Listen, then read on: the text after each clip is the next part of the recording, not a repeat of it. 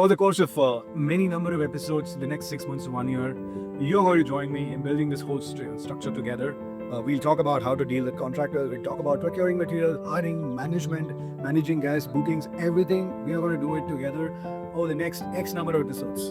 I remember Warren Buffett once said, you either own an asset or an asset owns you. So what is the purpose of an asset and when an asset is most valuable? This series is going to be exactly about what it means to own an asset and under what circumstances an asset is most useful and valuable to you. 90% of you watching this will probably never do that in a lifetime. So what's the point of actually watching this? It gives you the complete dynamics of how an asset gets converted into cash generating one that can potentially replace you. And that's going to be the holy grail of any financial independence journey. For those of you, those 10% of you who end up doing something that I'm doing, this is probably the nuts and bolts of how real estate is converted into a cash generating asset.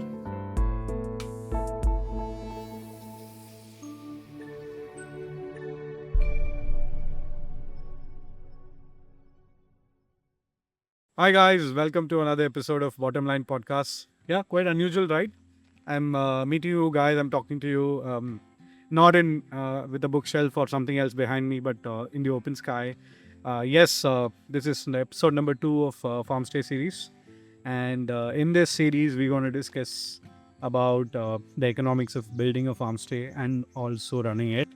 And yes, last episode, I shot it indoor. And I was just talking about the whole journey, just gave you a TLDR. Of course, the episode was very, very big. By the way, I have this glass because the sun is staring right into my face. I hope you guys don't mind, and hopefully I also look good. But anyway, coming back to the point, over the course of next 15-20 episodes, I want you guys to see how this structure is going to come up and how I'm going to run this, etc.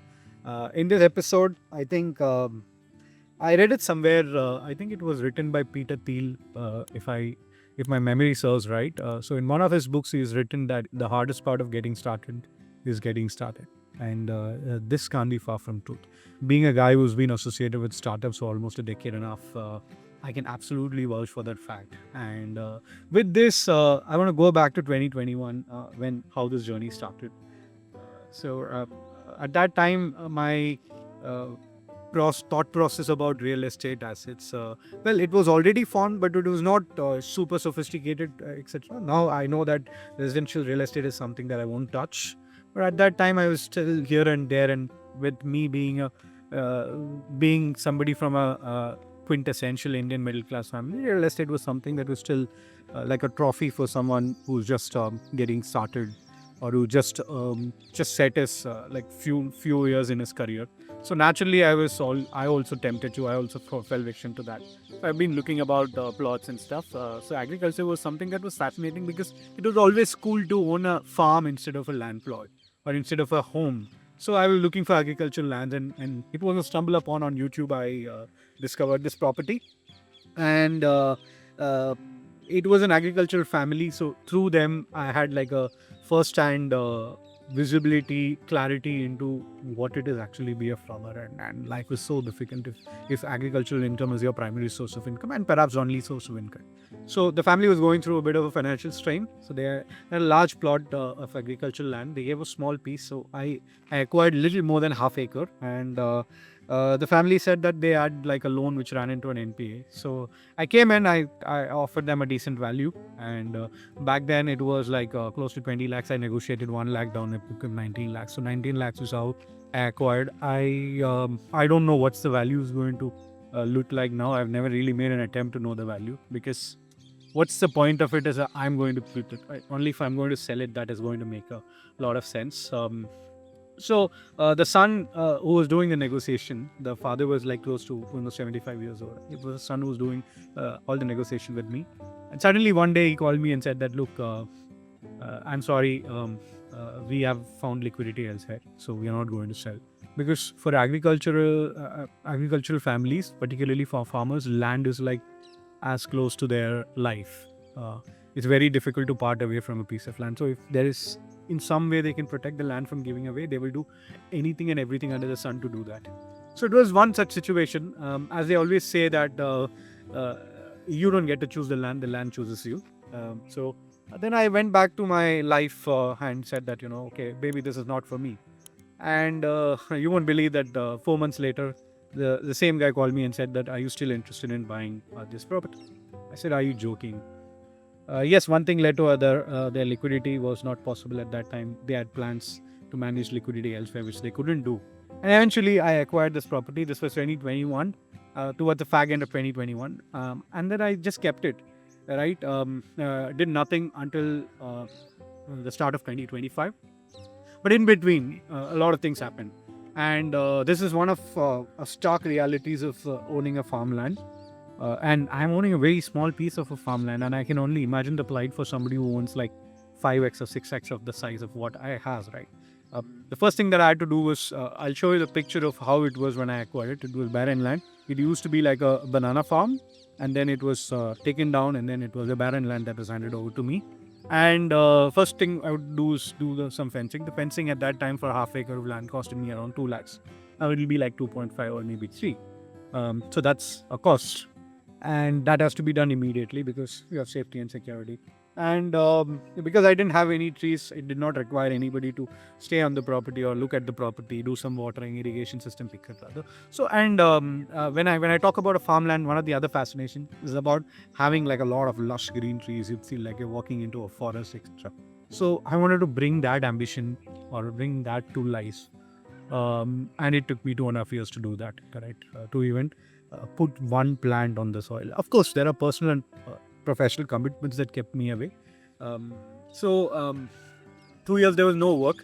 But having said that, one of the downsides, one of the reasons why agricultural property is very high maintenance is because if you don't manage a plot in a week to maybe 2 weeks, you can't step into the plot because the weeds will grow so much that it almost touches your knee. And that will invite snakes and other insects and everything. And mind you, you do not want them in your property.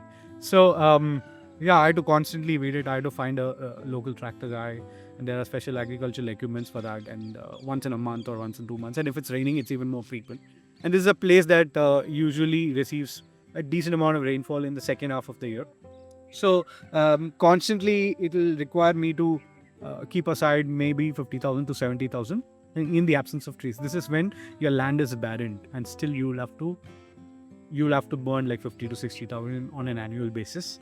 And come 2024 is when I finally got some breather, and I said like, okay, enough is enough. I'm going to plant some trees, because if I plant it today, maybe 10 years down the line, I'll be able to see a lush green forest. So it's and this is one philosophies of life, right? Anything meaningful in life is going to take a lot of time. And what is more meaningful than seeing a tree grow from a small plant to a big tree and give shades? But I need to. But I told myself that I have to start sooner than later. So I found a contractor. Here is where contractors can come in. This guy took me for a ride. He gave me like a nice, amazing 3D render of how the farm is going to look like and everything. And I was impressed. And he said he's going to get some trees from a place near Vizag, which is a perennial Godavari basin, where the plants are usually healthier and etc.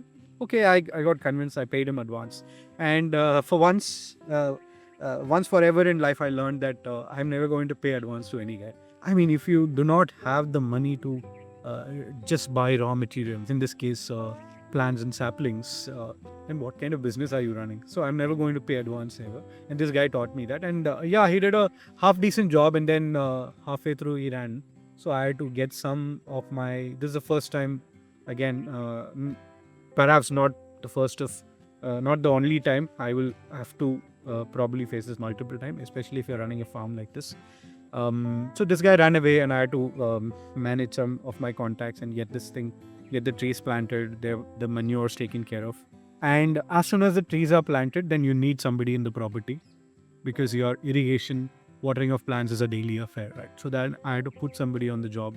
Then the cost for managing a barren agricultural plot was at 50,000-60,000 per year, is now shooting up to maybe 1.5 lakhs. And if you're inefficient, it can go up to 2 lakhs. But with every 6 months, you have to manure.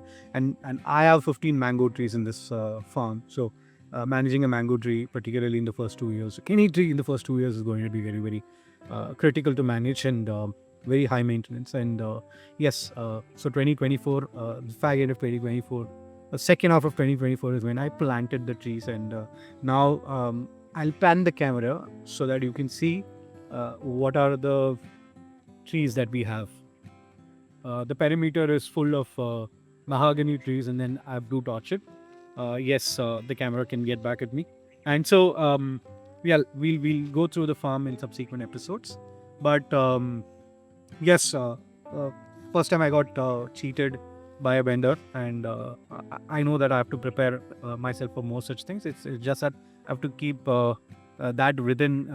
I can't be like foolish enough to burn a lot of money to learn such mistakes, because it will turn out to be costly. But in case of construction of the building, well, we'll go into construction and the nuances and the cost of construction in subsequent episodes. But because it is being built by my uncle, so I expect a lot less problems compared to dealing with a contractor who's rather a stranger. And my sensibilities match with my uncle. We've been interacting for so many years, so he clearly knows what I want. I also know his quality, and because I've also seen him firsthand getting buildings done and everything. So yeah, that is taken care of, and yes, that completes this episode. But having said that, I want to part ways with you guys. It's almost, the sun has come down. I think I can take off my shades. Yes, it took me 2.5 years to get even trees brought into this land, and it took another 1 year for the trees to even come to a decent shape. There are still some trees that grows at a faster pace, and some trees which requires a lot more nurture or everything. And the building, as you guys can see, I'm standing on the first floor, ground floor concrete of the main villa. There's going to be another floor, and that's it. I want to keep the concrete structure as less as possible, so that when guests come in, it feels that there is the lines between what is outside and what is interior is blurry. That indoors is nothing but an extension of the outdoor. So yeah, we have come to the end of this episode. Now the lingering questions are that I want to take this opportunity of creating this Farmstay series primarily because the primary idea is to show you the economics of building and running a farmstay. Now, when I started writing the plan for this farmstay episode, the ideation part, should I talk about the monetary aspects, or should I talk about the harsh realities of getting started? Because most people think, for instance, to manage the trees, I'll just put a guy. But trust me, the guy that I currently have to manage the trees is the fourth guy that I found. So this journey to identify the right guy, because team is something that is very hard to find, right? So should I talk about monetary aspects? Should I talk about the harsh realities of how to deal with people and plans, and when plans go for a toss? Or should I talk about something else? I'd like for you guys to tell me what approach should I take, or should I take a mix of everything where the money is also discussed and the other aspects also discussed. Yes, do engage with me in the comments or write to me. You have my email address. And yes, until I see you in the next episode, signing off from Mr. Bottomline Podcast.